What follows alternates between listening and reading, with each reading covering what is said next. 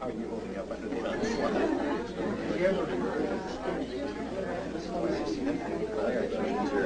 Light is absolutely horrible. I didn't mind so much as that all of them. There was just one. It was just and I got each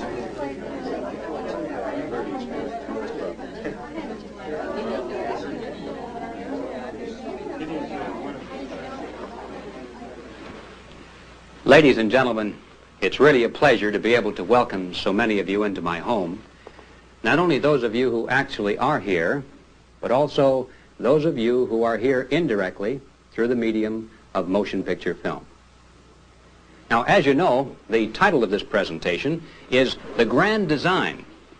But I should explain at the outset that the real subject behind this title is U.S. foreign policy. Now, I realize that there are some who might think that I was trying to be funny or sarcastic with that statement, because for a long time there's been a generally accepted view that our foreign policy has been so bungled and confused that it couldn't possibly have followed any design, much less a grand one. But ladies and gentlemen, the purpose of this presentation is to show not only that there is a grand design, but that it has been the consistent, dominant force behind absolutely every major move by the United States in the foreign policy field since at least the end of World War II. This grand design has provided the motivation for all we have done in the past, and unless some basic changes are made, it will determine everything we shall do in the future. Now, regardless of one's opinion of this grand design, it's the outgrowth of a powerful and compelling argument, a profound statement of philosophy, and a deceptively attractive appeal to reason. And ladies and gentlemen, unless we are able to counter this argument and to offer a superior philosophy, we'll continue to be like putty in the hands of its advocates. So it's important, to say the least, for us to understand what the grand design is, to analyze it in order to discover its flaws, if any, and then to offer a superior alternative if we can.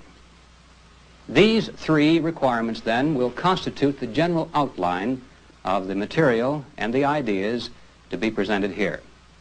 First, identification. Second, analysis. And third, solution. Now, to plunge right into the core of this challenge, what I'm going to do now is advocate the grand design just as though I really believed in it, which in all honesty, at one time I did. In fact, I'm going to teach it to you, just the way it was taught to me at the University of Michigan. Now, following the form of what we might call an extended syllogism, here is how the argument begins. 1, we are living in a new age. And of course, you can't hardly argue with that. We're always living in a new age. But nevertheless, we're reminded of that profound fact rather elaborately. We're living in an age of marvelous and incredible technological advances, an age in which men travel faster than the speed of sound, in which satellites forge communication links between continents, in which space itself has become a limitless frontier of exploration. And then, at the end of the list of all these wondrous and productive scientific achievements, always we are reminded with ominous overtones that we also have something what is now called the bomb. End of step 1, ready now for step 2. By the way, everything up to this point not only is true, it's so obviously true that it's really not part of the argument at all. It's merely thrown in at the beginning as a kind of conditioner to get us nodding our heads in agreement in hopes that the habit will carry over into the next step, which is where the going gets tricky and where we need to be far more on our guard. The next step, then, the real premise of the grand design is this. If all-out war should develop today between major powers, both sides would lose. No one could come out ahead in that kind of a war. Everyone would lose. It wouldn't make any difference who the good guys were or who the bad guys were. It wouldn't make any difference who started it, or even if it were started by accident. Both sides would lose. All right, now having acknowledged existence of the bomb, And having concluded that risking war is unthinkable in this modern age, we move now to step number 3, which is this. Since the communists have nuclear weapons, and since they certainly would use them in their own self-defense, that means, doesn't it, that victory over communism is impossible. Now, we may wish that it were possible. We may wish that we were living in a bygone era in which if one had an enemy, he could meet him on the open battlefield and get it over with. We may wish that a lot of things were different in this old world. But instead of moaning and weeping and longing after those things which are no longer possible, let's grow up, be mature, intelligent human beings, and face life the way it really is. Rather than living in a fantasy world, dreaming and longing after those things we want but can never have, instead, let's find out what is the best we can get, and then work for that. All right, now the next step. It's not enough for us just to know that victory is impossible. For our own safety, we must conduct our foreign affairs in such a way as to reflect this knowledge to the other side. We must be extremely careful never to give the enemy any cause to question our benign intent. We must avoid using any words or committing any acts which might even suggest that we were pursuing a goal of victory. We can't afford to gamble on what the enemy might do in response. In other words, we mustn't frighten the communists or give them any cause for self-defensive panic. In fact, to take it one step further, we must avoid the temptation even to embarrass the Soviets in the eyes of the world.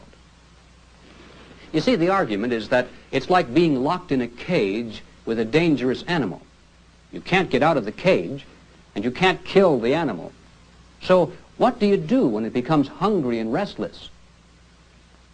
You feed it, hoping that if it's full and comfortable and contented, then it won't eat you.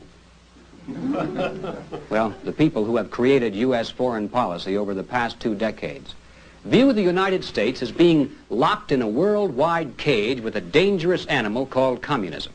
We can't get out of the cage, obviously. And since victory is impossible, remember, we can't destroy the animal. So, to minimize the chances of communism turning on us, these planners not only have avoided frightening the animal with any overt moves which it might mistakenly view as a threat to itself, but they've done everything possible to keep the beast fed, comfortable, and content. It's in our own interest, they say, to see that communist regimes remain reasonably stable. If they need wheat or other agricultural commodities, send it to them. If they need industrial know-how, invite their scientists and engineers to tour our factories so they can learn how best to produce. If they still can't manufacture the goods they need, then send our own people over there to build their plants and set up their production lines. If that doesn't work, then sell the products to them on easy credit terms and don't really expect to get paid.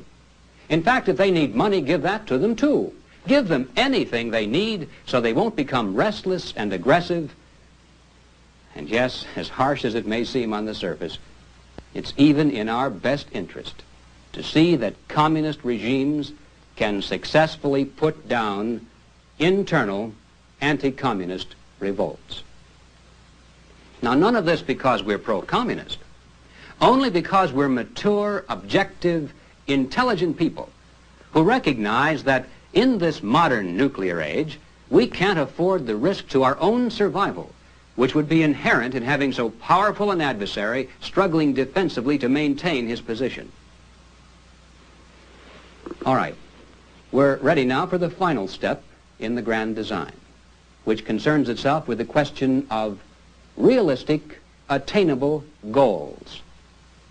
What is the best we can hope to achieve in this new age with all of its complexities? How do we resolve this dilemma before we all go up in a mushroom cloud of nuclear dust? The answer that is offered to us is this. We should encourage the communist world gradually to move toward us, ideologically, politically, and economically, while at the same time we must be willing to move toward them, ideologically